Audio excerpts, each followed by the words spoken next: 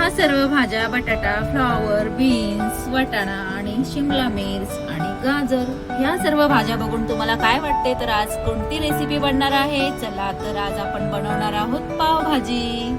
चला तर ह्या भाज्या आता आपण बॉईल करूया. बॉईल झालेल्या भाज्यांना मॅश करूया. तापलेल्या तेलात कांदा भाजून घ्या. कांदा भाजल्यानंतर टोमॅटो विरघळेपर्यंत भाजून घ्यायचे आहे. अद्रक लसूण पेस्ट,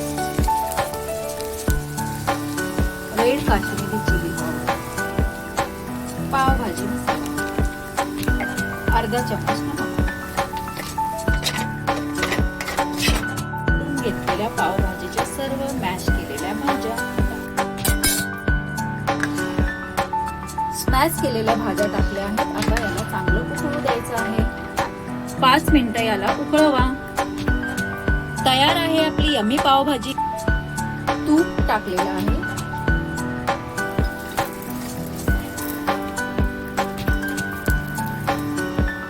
खरपूस भाजलेल्या पावासोबत तयार आहे आपली यम्मी पावभाजी. तयार आहे आपली यम्मी पावभाजी.